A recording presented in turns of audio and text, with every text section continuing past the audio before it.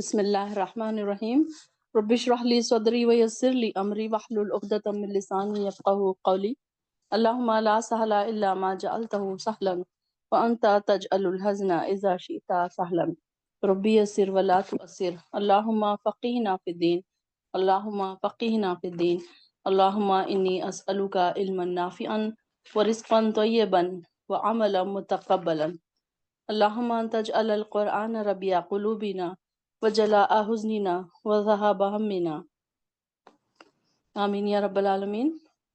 چلیے دیکھتے ہیں آیات نمبر 81 سے۔ وَيَقُولُونَ اور وہ کہتے ہیں۔ اب یہاں پر کس کی بات چل رہی ہے؟ منافقوں کی۔ آپ بریکٹ میں لکھ سکتے ہیں منافق۔ طاعت ہمارا کام تو فرما برداری ہے۔ طاعت کس کو کہتے ہیں؟ اطاعت سے ہے، فرما برداری۔ فَإِذَا بَرَزُوا پھر جب وہ نکلتے ہیں من اندی کا آپ کے پاس سے بیتا تو رات کو مشورہ کرتا ہے طائفتن ایک گروہ منہم ان میں سے غیر الذی خلاف اس بات کے تقولو جو آپ کہتے ہیں واللہ اور اللہ یکتب لکھتا ہے ما یبیتون جو وہ رات کو مشورہ کرتے ہیں فعارض تو آپ اعراض کریں ان سے انہم ان سے وتوکل علی اللہ اور آپ توکل کریں اللہ پر وکفا باللہ وکیلا اور اللہ کافی ہے یا اللہ کا وکیلا کارساز ہے۔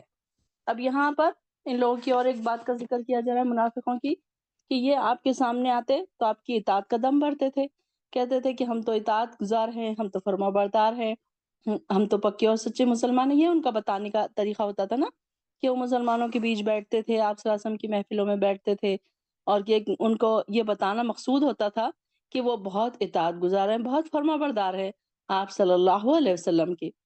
لیکن مسلمانوں کی خیر خواہی کی باتیں بھی کیا کرتے تھے وہ، لیکن ان کے خفیہ مشورے ان باتوں سے بالکل الگ ہوتے تھے۔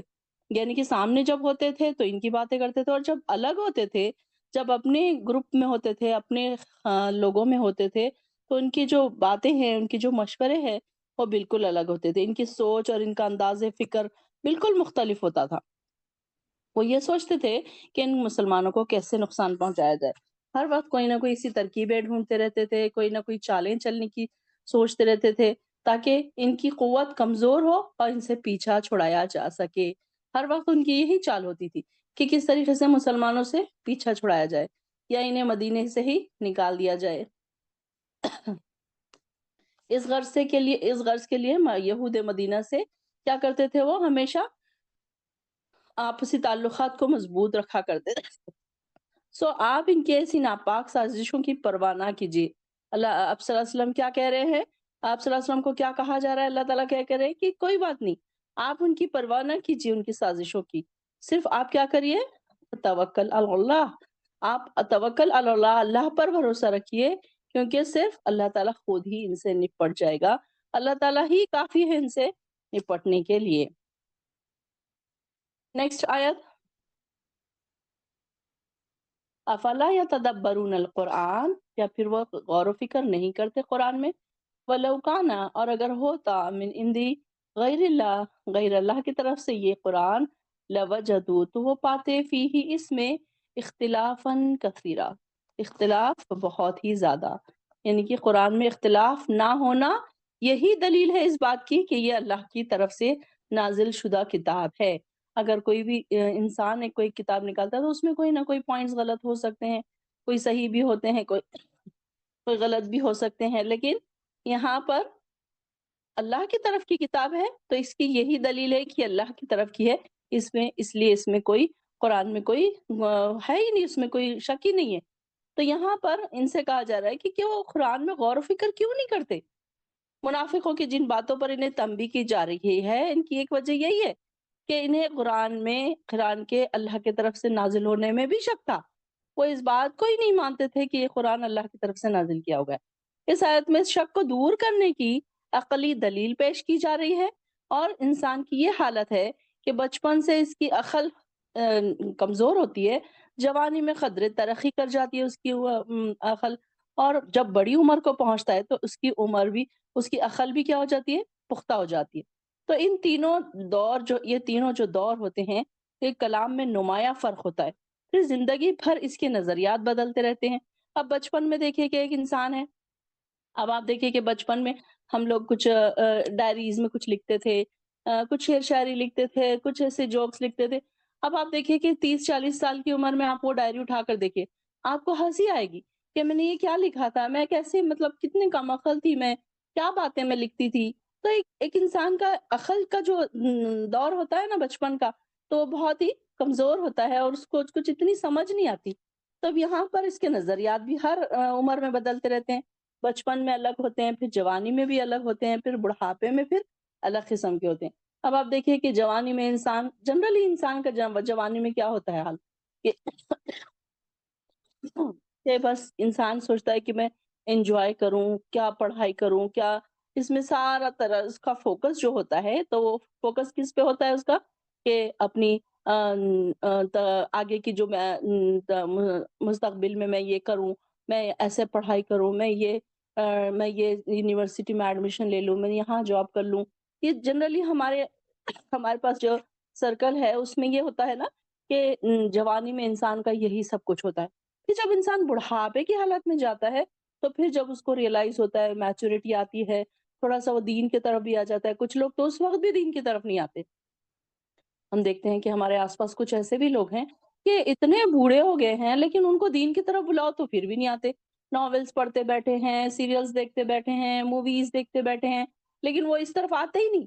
تو یہاں پر یہ تینوں کی بات بتائی جا رہی ہے کہ کیسے انسان الگ الگ، پھر انسان جس شہر یا ملک میں جاتا ہے وہاں کا ماحول کا بھی اثر قبول کر لیتا ہے۔ پھر انسان غصے کی حالت میں ہوتا ہے تو الگ اس کا ایکسپوز اس کی الگ ہوتا ہے، اس کا پریزنس اس کی الگ ہوتی ہے۔ پھر اسی طریقے سے اس کی کیفیت ہر طریقے سے الگ الگ جذبات میں بھی نمایاں طور پر الگ الگ ہوتا ہے۔ تو کسی بھی ایک انسان کی زندگی بھر کے کلام کا مجموعہ اگر تیار کیا جائے تو اس میں سینکڑوں اختلافات ہو سکتے ہیں۔ بتانے کا مقصد یہ ہے کہ اگر ایک انسان اپنی ہی بایوگرافی لکھے یا کسی اور کی بایوگرافی لکھے تو اس میں کیا ہوتا ہے، بہت سارے اختلاف ہو جاتے ہیں، بہت سارے اختلافات آپ کو مل جائیں گے۔ تو اس کے برعکس اب اللہ کے کلام پر نظر ڈالیے جو 23 سال تک مختلف اوقات میں، مختلف پس منظر میں، مختلف مواقعوں پر نازل ہوتا رہا، جو آخر میں ترتیب پا کر ایک مجموعہ بن گیا۔ اب دیکھیے ادبی لحاظ سے اس کی فصاحت دیکھیے، اس کی بلاغت دیکھیے، اس میں کہیں کوئی فرق نہیں ہے، کہیں کوئی غلطی نہیں ہے۔ ان کے نظریات میں بہت ساری چیزوں میں آپ دیکھتے ہیں ایسی صورت کہ مثلا یہود پر غصے میں اللہ تعالیٰ نے کچھ آیتیں نازل کی ہے تو سب کو ایک ہی لاٹھی سے ہانکا گیا ہو، ایسا نہیں ہے، بلکہ کہیں پر مسلمانوں کو اچھی باتیں سکھائی گئی تو اسی میں سے آپ دیکھتے ہیں کہ اچھے لوگوں کو بھی اس میں بتایا گیا کہ یہ لوگ دیکھو اب ایمان والوں کا الگ ذکر کیا گیا، پھر منافقین کا الگ ذکر کیا گیا۔ تو اس میں یہ انسان کا کلام نہیں ہو سکتا، یہاں پر یہ بات بتانے کی ہے کہ یہ جو قرآن ہے تو اس میں کیسا ہے، انسان کا جب کلام ہوگا تو اس میں کئی غلطیاں ہوں گی، کئی اس میں اختلافات ہوں گے، لیکن یہ اللہ کا کلام ہے۔ اس میں دیکھیے کہ ہر موقع کے حساب سے آیتیں نازل ہوئی اور منافقوں کا الگ ذکر کیا گیا، مومنوں کا الگ ذکر کیا گیا، جنت والوں کا الگ ذکر کیا گیا، دوزخ والوں کا الگ ذکر کیا گیا۔ تو یہ صرف کلام جو ہے اللہ تعالیٰ کا ہی ہو سکتا ہے۔ تو سرسری دیکھنے سے اگرچہ قرآن میں ان لوگوں کو جو اختلافات نظر آتے ہیں تو وہ کیا کرتے ہیں، اس میں اختلافات ڈھونڈنے کے لیے ایسی آیتیں ڈھونڈتے ہیں۔ اب ہم دیکھیے کہ کیسے ان لوگوں نے آیتوں کے الگ الگ میننگ بنا دیے۔ آپ دیکھیں گے کہ کچھ لوگوں نے قرآن کی آیتوں کے ایسے ایسے میننگ چینج کر کے اس کو جیسے وہ چاہتے ہیں ویسی اس کی تفسیر انہوں نے بنا ڈالی۔ اور آپ اگر کوئی عام انسان ہو، کوئی کم پڑھا لکھا انسان ہو تو وہ تو فوراً اس بات کو مان جائے کہ ہاں یہ تفسیر کا یہی مطلب ہے۔ تو یہاں پر بہت ساری ایسی چیزیں ہیں جس کی وجہ سے لوگ کیا کرتے ہیں کہ بہت سارے غلط اس کے میننگز بھی نکال لیتے ہیں، تو یہی ان کے نزدیک اختلاف ہے۔ تو یہاں پر اب اللہ تعالیٰ فرما رہے ہیں کہ یہ لوگ قرآن میں غور و فکر کیوں نہیں کرتے، افلا یتدبرون القرآن۔ اب یہ دیکھیے کہ ایک ایگزامپل اپنے آپ کا ہی لے لیجیے کہ ہم اور آپ جب سے ہم نے غور و فکر کرنا شروع کیا، قرآن کو ہم نے پڑھنا شروع کیا، سمجھنا شروع کیا، تو ہمیں پتہ چل رہا ہے کہ کیا کیا چیزیں ہیں، کیا کیا چیزیں ہمارے ہی فائدے کی ہیں۔ اب آپ دیکھیے کہ وضو ہے، وضو کے بعد اگر ہم کو بتایا گیا، وضو کرنے کے لیے کہا گیا تو اس میں دیکھیے کہ سائنٹیفکلی ہمارے ہی فائدے ہیں۔ پھر اسی طریقے سے روزہ ہے، نماز ہے، اس میں بھی دیکھیے کہ سائنس اس کو پروف کر رہی ہے کہ یہ ساری چیزیں کیسے ہیں، ہمارے ہی فائدے کے لیے ہے، سائنٹیفکلی بھی اور میڈیکلی بھی۔ تو دیکھیے روزے کو ہی لے لیجیے کہ روزہ میڈیکلی یہ پروف ہو رہا ہے آج کل کہ روزے سے انسان صحت مند رہ سکتا ہے، بلکہ یہ نہیں ہے کہ بھوکے رہنے سے انسان بیمار ہو رہا ہے، چکر آ کے گر رہے ہیں، شوگر کسی کی بڑھ رہی ہے، کسی کی کم ہو رہی ہے، نہیں، بلکہ کیا ہو رہا ہے، اس سے فائدے بہت زیادہ ہیں۔ تو یہ تدبر کرنے سے انسان کو پتہ چلتا ہے، اور جو انسان جو اس میں اختلاف ڈھونڈتے ہیں، کئی بار ایسا ہوتا ہے کہ آپ ایسی سٹوریز آپ کو یوٹیوب پہ ملیں گی کہ کچھ لوگوں نے قرآن میں اختلاف ڈھونڈنے کی کوشش کی اور اس کو ریسرچ کیا، اور بعد میں وہ خود ہی مسلمان ہو گئے۔ انہیں یہ ریئلائز ہوا کہ نہیں، ایسی کتاب کسی کی ہو ہی نہیں سکتی، اور واقعی اسلام ہی سچا دین ہے۔ تو کئی لوگوں نے اس بات پر ہی اسلام قبول کر لیا جب انہوں نے اس میں اختلاف ڈھونڈنے کی کوشش کی، کہ کہیں نہ کہیں کسی کے دل میں یہ ہوتا ہے نا، بغض ہوتا ہے کہ ہم بتائیں گے کہ اس میں کیا ہے کیا نہیں ہے، اس کو نگیٹو پوائنٹ آف ویو سے لے جائیں گے، تو اس میں بھی غور و فکر کرنا پڑتا ہے، اس میں بھی تدبر کرنا پڑتا ہے، اس میں بھی ریسرچ کرنا پڑتا ہے، بہت ساری کتابیں پڑھنی پڑتی ہیں۔ تو آپ دیکھیے کہ جب ہم اس میں غور و فکر کرنے لگے ہیں، تدبر کرنے لگے ہیں، تو ہمیں بھی بہت سارے پوائنٹس اچھے اچھے نظر آ رہے ہیں، اور ہمیں یہ لگ رہا ہے کہ قرآن کیا ہے، ہمارے لیے ایک ہدایت کی کتاب۔ اب آپ دیکھیے نا کہ ہماری الحمدللہ ہماری جو ہم کچے راستے پر ہم چل رہے تھے، اب ہم سیدھے راستوں پر آ گئے۔ ویسے تو الحمدللہ اللہ کا شکر ہے کہ ہم مسلمان گھروں میں پیدا ہوئے، سب نمازیں پڑھنے والے تھے، سب قرآن پڑھنے والے تھے، سب روزے رکھنے والے تھے، لیکن یہ دیکھیے کہ دوڑ کیسی ہو گئی اب ہماری سپیڈ کیسی ہو گئی، ہماری کوالٹی آف عبادت کیسی ہو گئی، یہ ساری چیزیں کیسے ہوئی؟ تدبر کرنے سے، قرآن میں غور و فکر کرنے سے، قرآن کی ایک آیت کو ہمارے اندر اتارنے کی وجہ سے کیا ہوا کہ ہمارے اندر تقوی کا لیول بڑھا، ایمان کا لیول بڑھا۔ پھر آگے آتا ہے وَإِذَا جَاءَهُمْ، اور جب آتی ہے ان کے پاس، امرن کوئی بات، من الامنی، امن کی، او الخوفی، یا خوف کی، اذاؤ، تو وہ مشہور کر دیتے ہیں بھی اسے، ولو ردوہ، اور اگر وہ اسے لوٹاتے، الی الرسول، رسول کی طرف، وَإِلَى أُولِي الْأَمْرِ،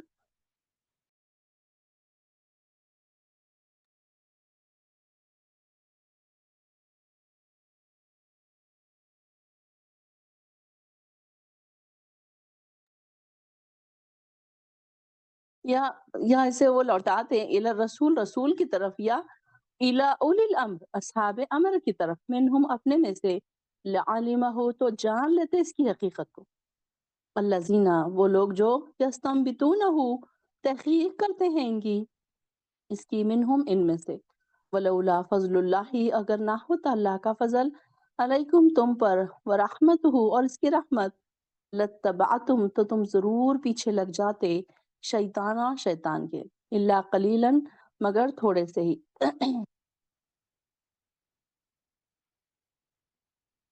اب یہاں پر ایک بات اور بتائی جا رہی ہے کہ افواہوں کی تحقیق کر لینی ضروری ہے، کہ جب کوئی تمہارے پاس کوئی بات آئے، چاہے وہ امن کی ہو، چاہے وہ خوف کی ہو، تو وہ کیا کر دیتے تھے، فوراً اسے، ایسی افواہوں کو فوراً اڑا دیتے تھے۔ اب یہاں پہ غزوہ احد اور غزوہ خندق کا درمیانی دور جو مسلمانوں کے لیے بڑا ہی آزمائش کا دور تھا، جیسا کہ ہم نے دیکھا، جبکہ غزوہ احد میں ایک دفعہ مسلمانوں کی شکست کی وجہ سے یہودیوں، مشرکوں، قریش مکہ اور قبائل عرب جو تھے، یہ سب اسلامی دشمن کے طاقتوں کے جو حوصلے بڑے ہوئے تھے، اور مدینے میں ہر طرف ایک ہنگامی قسم کی فضا چھائی ہوئی تھی، تو اس صورتحال سے اسلام دشمن لوگ خوب فائدہ اٹھا رہے تھے اور کبھی تو مسلمان کو اور دہشت گرد زدہ بنانے کے لیے ایسی افواہیں پھیلا دیتے تھے کہ فلاں مقام پر مسلمانوں کے خلاف بھاری لشکر جمع ہو چکا ہے، اور عنقریب وہ مدینے پہ چڑھائی کرنے والا ہے۔ کبھی ایسا ہوتا کہ خطرے کی بات فی الواقع موجود ہی نہیں ہوتی، لیکن غلط بیانی اور افواہوں کی بنا پر مسلمانوں کو غافل رکھا جاتا، اور یہ بات صرف منافقوں یا یہودیوں تک ہی محدود نہیں رہتی تھی، یہ اس کی وجہ محض اسلامی دشمنی ہی نہ ہوتی تھی، بلکہ لوگ کیا کرتے تھے، صرف دلچسپی کے لیے ایسی افواہوں کو پھیلانے میں حصے دار بن جاتے تھے۔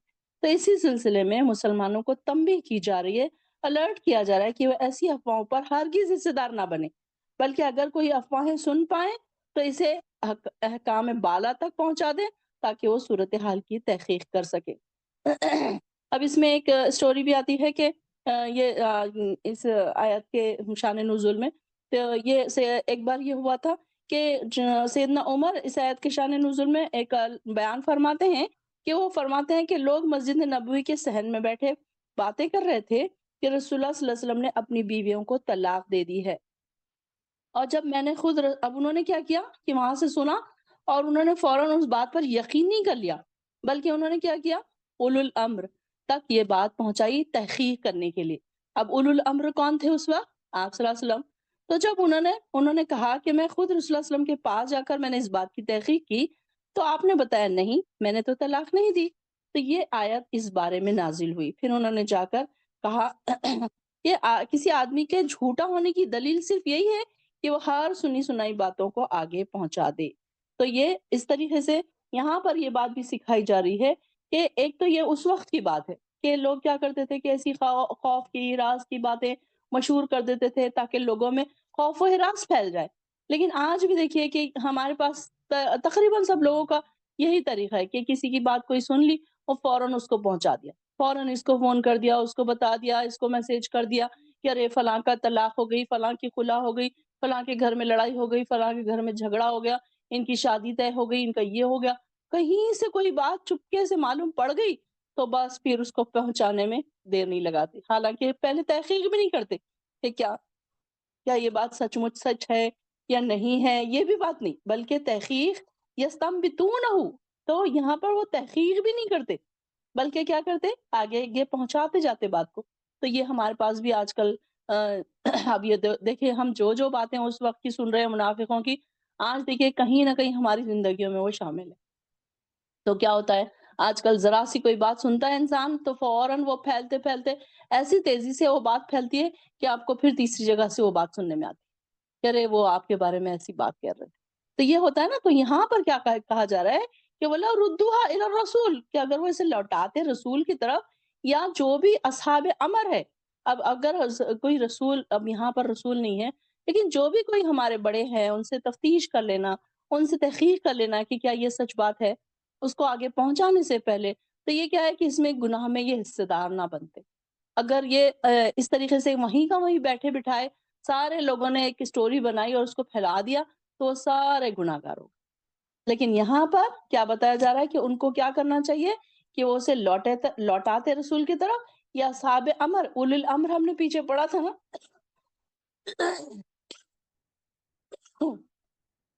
اول الامر ہم نے جو پڑھا تھا کہ جو بھی ہمارے بڑے ہیں، جو بھی ہمارے اب اس میں ہم اپنے گورنمنٹ کو بھی لے سکتے تھے، اب وہ ڈیپینڈ کرتا ہے، یہاں پر تو ہم گورنمنٹ تک یہ بات نہیں لے جا سکتے نا، لیکن ہمارے گھر کے اپنے بڑے جو ہیں اس میں وہ بھی شامل ہو سکتے ہیں۔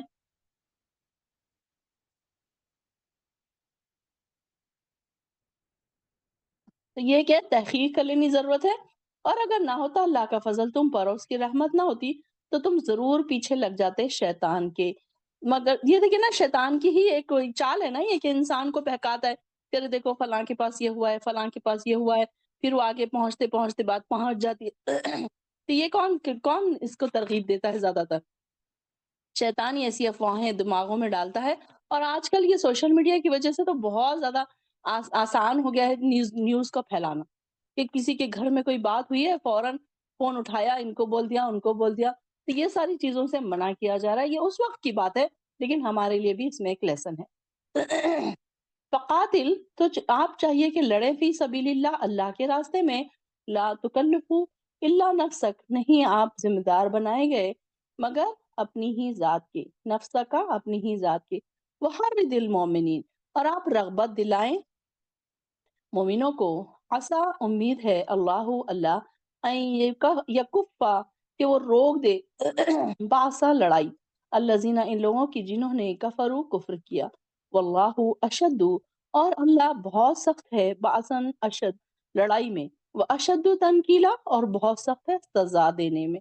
اب یہاں پر لڑائی کے لیے آپ صلی اللہ علیہ وسلم کو کہا جا رہا ہے کہ ان کو آپ شوق دلائیے، ان کو رغبت دلائیے، یعنی کہ آپ ہر وقت اللہ کی راہ میں لڑنے کو تیار رہیں گے اور مسلمانوں کو بھی ترغیب دیتے رہیں گے، اگر مسلمان یقیناً آپ کے ساتھ مل کر جہاد پر کمر بستہ ہو جائیں گے، آپ کا ہمیشہ ارادہ ہوتا تھا، جس کا اثر یہ ہوگا کہ دشمن آپ کی حرکات اور سکنات دیکھ کر خود ہی لڑائی کا ارادے سے رک جائے گا، اور اگر ایسا نہ ہوا اور انہوں نے حملے کی ٹھان لی تو اللہ ان سے نمٹنے پر قادر ہے اور انہیں خوب سزا دے سکتا ہے، جیسا کہ جنگ خندق میں فی الواقع ہوا تھا۔ بہرحال آپ کو جہاد کے لیے ہر وقت کمر بستہ رہنا چاہیے۔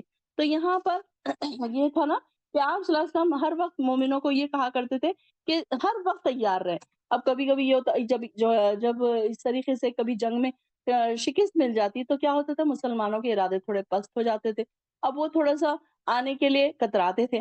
اب اس میں یہ بھی ایک ذکر آتا ہے کہ جب جنگ بدر ہوئی تو اس نے جنگ بدر کے بعد پھر اور ایک اس نے کہا تھا کہ ابو سفیان نے کہا تھا کہ اب میں دوبارہ ایک سال کے بعد، ٹھیک ایک سال کے بعد ہم دوبارہ یہ جنگ کریں گے۔ تو اب دوبارہ جب جنگ کرنے کا وقت آیا تو آپ صلی اللہ علیہ وسلم مومنوں کو کہہ رہے تھے کہ چلو اب جنگ کے لیے تیار ہو جاؤ، تو کچھ لوگ تھے جو پیچھے ہٹ رہے تھے، تو اس لیے یہاں پر کہا جا رہا ہے کہ نہیں، آپ ان کو بول دیجئے، بس آپ کا کام کیا ہے، صرف پہنچا دینا۔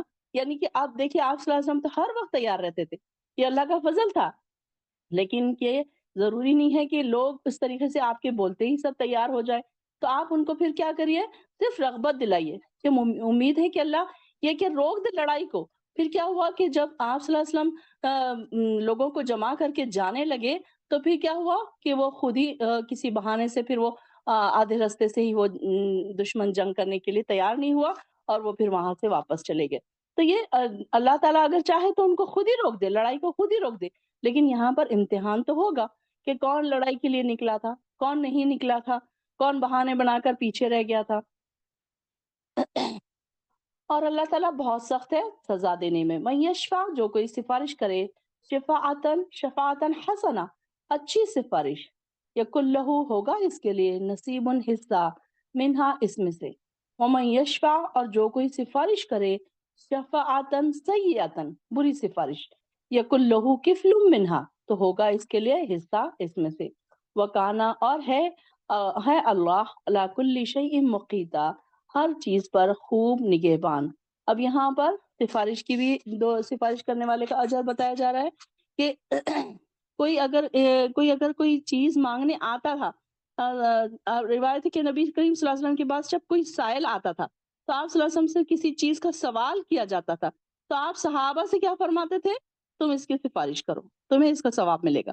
آپ صلی اللہ علیہ وسلم تو ویسے ہی دینے والے تھے، لیکن سفارش کرنے کا اجر بھی وہ اپنے صحابہ کو دلاتے تھے۔ تو تمہیں ثواب ملے گا، اور اللہ جو چاہتا ہے اسے نبی کی زبان سے جاری کرا دیتا ہے یا فیصلہ کرا دیتا ہے۔ تو یعنی کہ انسان اب اسی طریقے سے اگر کوئی شخص چور کی سفارش کر کے اسے چھڑاتا ہے، پھر چوریاں کرتا ہے تو سفارش کرنے والے کو بھی اس کے گناہ کا حصہ ملتا رہے گا۔ دو طریقے کی سفارش ہے، ایک نیکی کی سفارش اور ایک برائی کی سفارش۔ تو یہاں پر بہت ساری جگہوں پر ایسا ہوتا ہے نا کہ اگر کسی کا کوئی اچھا کام ہم کروا رہے ہیں، کسی کی سفارش کروا رہے ہیں، تو اس کا اجر انسان کو پھر اس کا ملے گا۔ یعنی کہ کوئی سفارش اچھی کرے گا تو اس کے لیے حصہ ہے، اس کے لیے اللہ تعالیٰ کے پاس اس کا حصہ ہے۔ اور جو کوئی بری سفارش کرے گا، کوئی برا کام کر رہا ہے، اب کبھی کبھی یہ ہوتا ہے نا کہ آپ کسی بڑے عہدے پر ہے، اب وہاں پر اب ایک پوسٹ خالی ہے، اس کے لیے دو تین ریکویسٹ آئی ہے، کسی کی وہ آئی ہوئی ہے کہ اب یہ بھی آئے گا، یہ بھی جا سکتا ہے، اس میں اس کو بھی لے سکتے ہیں، لیکن آپ نے کیا کیا کہ وہاں پر کوئی اپنے پہچان کے بندے کو رکھ لیا جو کہ اس کا حقدار بھی نہیں تھا، اور جو ضرورت مند تھا، جو حقدار تھا، جو کوالیفائڈ تھا، اس کو اپنے بازو کر دیا۔ تو یہ کیا ہو گئی، بری سفارش، یا شفاعت سیئہ ہو گئی، کہ یعنی کہ غلط سفارش، آپ نے کسی کا حق مار کے صرف اس لیے اپنے رشتہ دار کو دے دیا کیونکہ وہ جسٹ آپ کا رشتہ دار ہے، یا آپ کا دوست ہے، یا آپ کا پہچان والا ہے۔ تو اسی طریقے سے یہاں پر یہ بات بتائی جا رہی ہے کہ اللہ تعالیٰ نگہبان ہے کہ تم کس کی سفارش کر رہے ہو۔ سفارش کا بھی بہت بڑا اجر یہاں پر بتایا جا رہا ہے کہ انسان کو اچھی سفارش کرنی چاہیے۔ اب جیسے کہ آپ کے پاس کوئی کام والی ہے، اس کے شوہر کو کہیں جاب نہیں لگ رہی، آپ نے ایک کال کیا، اس کو جاب لگ گئی، اس کو آپ کا اجر مل گیا نا، آپ کو بیٹھے بٹھائے کہ آپ کو اس کا اجر مل گیا۔ پھر اسی طریقے سے گناہ کے کاموں میں سفارش نہیں کرنی ہے، کسی کو یہ نہیں کہنا کہ اچھا ٹھیک ہے چلو کچھ نہیں ہوتا، ان کو بھی لے لو، یہ بھی غلط کام ہی تو ہے، لیکن کیا ہوا کہ اس میں انسان غلط کاموں کی سفارش کرے گا، پھر وہ اس میں اس کا بھی اس کو حصہ ملتا رہے گا۔ اب جیسے کہ کسی کو مووی دیکھنے کوئی جا رہے ہیں، سارا گروپ جا رہا ہے، اب آپ نے کہا کہ چلو ان کو بھی کچھ نہیں ہوتا ہے، چلو چلو تم بھی چلو، अब बोल तो दिया आपने, ये नहीं, नहीं इनको भी लेकर चलो, इनकी भी सिफ़ारिश कर दिया आपने कि इनको भी लेकर चलो। अब वो लेकर चले गए, जितनी देर वो गुनाहों में बैठे रहेंगे, आपको उसका गुनाह मिलता रहेगा।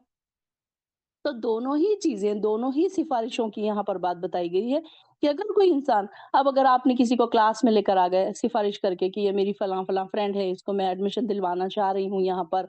अब वो जब तक यहाँ पर पढ़ेगी, वो उसको उसका अजर आपको मिलता रहेगा। और फिर देखिए ये गुनाह के कामों में अगर कोई सिफ़ारिश करता है, तो वो जब तक गुनाह करते रहेगा, उसका उसको भी गुनाह का बुराई गुनाह मिलेगा, बुराई का अजर उसको भी मिलेगा, और जिसने उसको वो बुराई पर उकसाया था या उसकी सिफ़ारिश की थी या ऐसी गलत जगहों पर उसको ले गया था वो, तो उसको वहाँ पर भी उसकी फिर उसको उसका अजर मिलता रहेगा। तो यहाँ पर 2 तरीके की सिफ़ारिश का ज़िक्र किया जा रहा है, शफ़ाअतन हसना और शफ़ाअतन सय्यिआ, 2 सिफ़ारिशें। व इज़ा हुय्यितुम, और जब तुम दुआ दिए जाओ, बितहियतिन, कोई दुआ, फहय्यु, तो तुम दुआ दो, बिअहसनी, इससे ज़्यादा बेहतर, मिन्हा, इससे ज़्यादा, वरुद्दूहा, या इसी दुआ को ही लौटा दो। इन्नल्लाहा काना अला कुल्ली शैइन हसीबा, बेशक अल्लाह ताला हर चीज़ का खूब हिसाब लेने वाला है। अब यहाँ पर कोई भी चीज़ यहाँ पर, अब इससे यहाँ पर जब कोई शख्स दूसरे को सलाम करे, तो इसका मतलब ये होता है कि इसके हक़ में अल्लाह ताला से सलामती की दुआ करता है। तो यहाँ पर अब ये बात हमें सिखाई जा रही है कि अगर कोई तुम्हें हई, ये यहाँ पर जो तहिया जो कहा जा रहा है, तो तहिया क्या है? दुआ है। तुम दुआ दिए जाओ। सलाम क्या है? यहाँ पर सलाम मुराद सलाम भी है यहाँ पर, कि सलाम, अस्सलामु अलैकुम, तुम पर सलामती हो। ये दुआ कोई दे रहा है ना तुमको, तो फ़हय्यु, तो तुम भी उसको दुआ दो। बिअहसनी, उससे ज़्यादा बेहतर। अगर तुमको कोई अस्सलामु अलैकुम कहे, तो तुम उसको क्या कहो? अस्सलामु अलैकुम व रहमतुल्लाह। और अगर तो कोई तुमको अस्सलामु अलैकुम रहमतुल्लाह कहे, तो तुम उसको उससे ज़्यादा फिर और अल्फ़ाज़ उसके बढ़ा दो, अस्सलामु अलैकुम व रहमतुल्लाहि व बरकातुहू। तो यहाँ पर देखिए कि इंसान जब दुआ देता है किसी को, तो वो कितनी अच्छी है ना, अहसन मिन्हा, कि ये कैसी है कि अगर कोई तुमको अब देखिए कि कोई कुछ लोग ऐसे होते हैं कि इतना बड़ा सलाम करने के बावजूद भी सिर्फ हाथ से इशारा कर देते हैं, या फिर बिल्कुल मुंडी से इशारा कर देते हैं, सिर्फ सर हिला देते हैं। तो ये इस तरीके से नहीं, बल्कि यहाँ पर हमें क्या बात सिखाई जा रही है कि अगर कोई तुम्हें कुछ दे, यहाँ पर कुछ से मुराद कोई दुआ दे तुमको, तो तुम उसको बेहतरीन अंदाज में उसको लौटा दो, या कम से कम उसी की दुआ उसी को लौटा दो।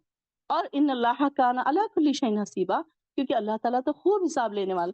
अब ये देखिए कि सलाम जो है, कितनी बेहतरीन, कितनी प्यारी दुआ है कि सलाम, जब हम किसी को सलाम करते हैं, अस्सलामु अलैकुम, कि अल्लाह तुम पर सलामती नाज़िल हो, व रहमतुल्लाहि व बरकातहू, रहमतें भी नाज़िल हो तुम पर, व बरकतें भी नाज़िल हो। अस्सलामु अलैकुम व रहमतुल्लाहि व बरकातहू। देखिए कि एक साथ हम अगर किसी को सलाम करते हैं, तो हम कितनी दुआएं दे रहे हैं, सलामती की भी, रहमतों की भी, बरकतों की। अगर आप अपने बच्चे को सुबह जाते वक़्त सलाम कर रहे हैं, अब ज़रूरी नहीं कि बच्चा आपको सलाम करे। अब हम गुस्से में आते हैं, चिढ़ते हैं कि बच्चे सलाम नहीं कर रहे, ये तो हम उसको सलाम कर दें, और दिल में ये सोचे कि मैं इसको दुआएँ दे रही हूँ। क्योंकि अब वो घर से निकल रहा है, अब नहीं पता नहीं कि वो उसके ऊपर क्या हालात बनेंगे, बच्चा हो, चाहे शौहर हो, चाहे घर का कोई फ़र्द हो। अब जब इंसान घर से बाहर निकलता है, तो नहीं पता कि क्या होने वाला है, उसके साथ क्या हालात पेश आने वाले हैं।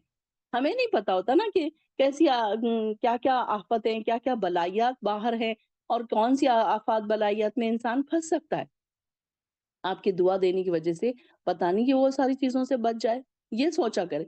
हमेशा जब भी आप सलाम करें, चाहे अपने शौहर को, चाहे अपने बच्चों को, या जो भी अपने लव्ड वन्स हैं, उनको आप सलाम करें, तो दिल में एक इत्मीनान सा पाएँ कि मैंने इनको सलामती की दुआ दे दी। मैं अब मुतमईन हो जाएँ कि अल्लाह ताला इनके ऊपर सलामती रखने वाला है।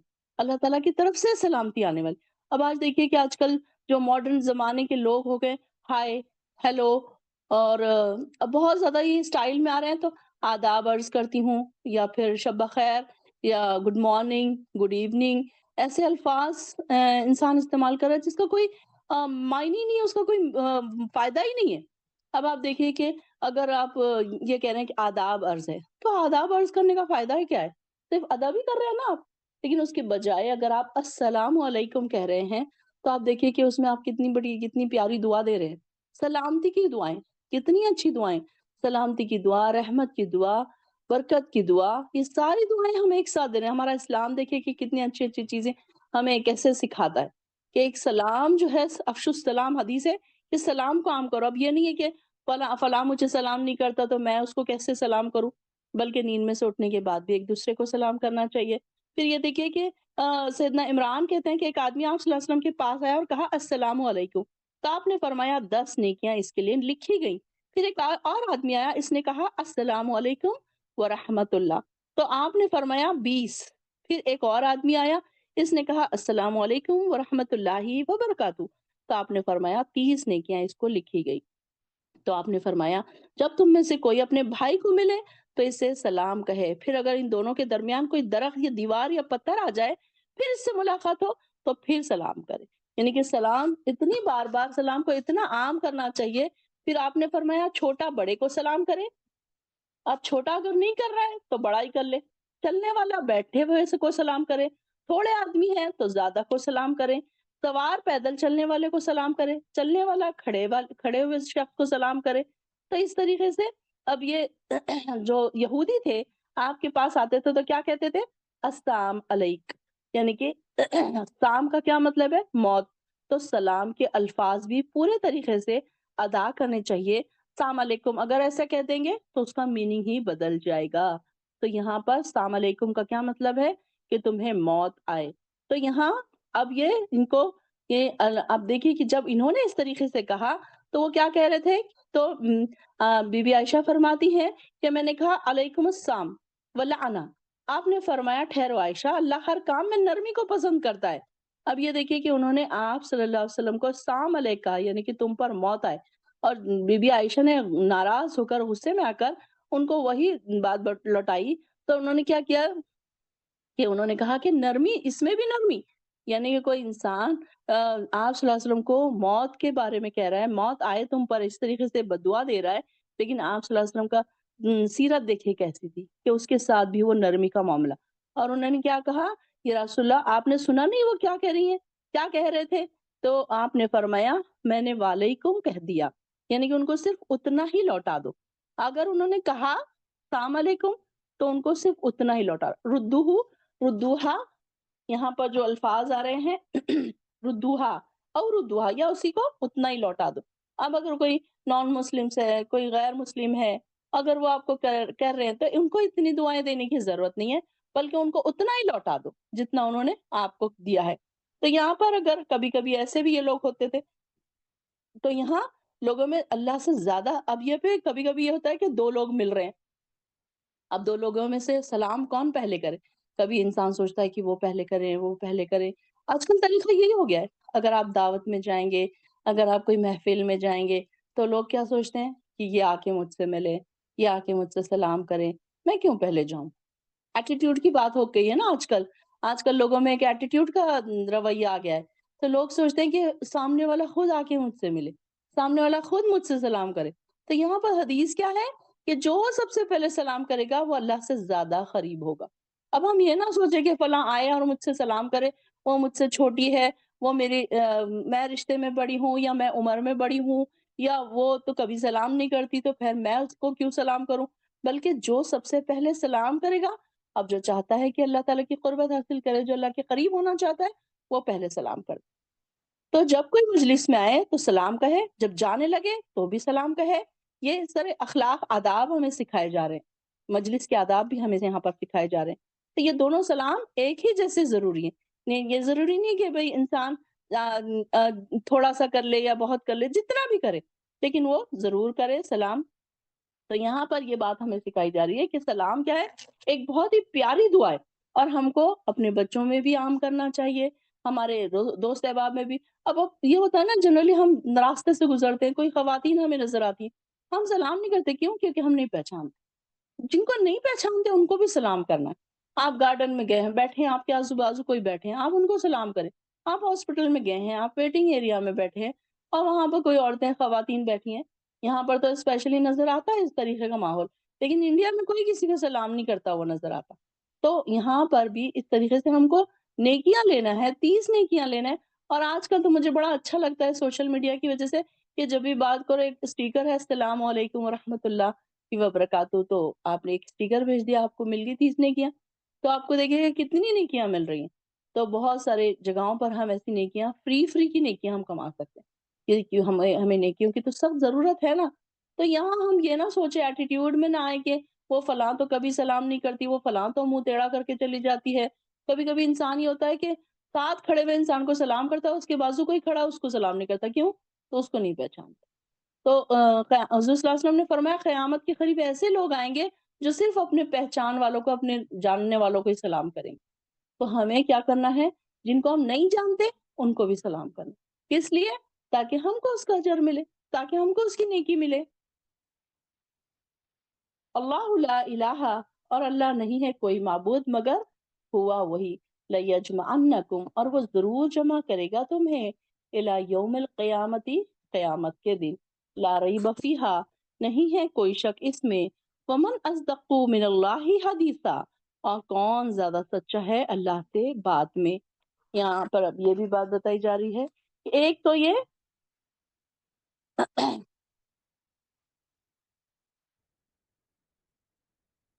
अब ये बात तो सच है ना, बहुत सारे लोग इसको माने या चाहे ना माने। अब देखिए कि मक्का में बहुत सारे लोग, ऐसे एक ग्रोह भी था कि जो इस बात का इनकार करता था कि क़यामत आने वाली है, दोबारा उठाए जाने वाले हैं। इस दिन तमाम किस्म के जो लोग हैं, मुनाफ़िकीन भी, मुशरिकीन भी, मुसलमान भी, सब अल्लाह के हुज़ूर इकट्ठे करके लाए जाएँगे और सबका पूरा-पूरा हिसाब भी लिया जाएगा।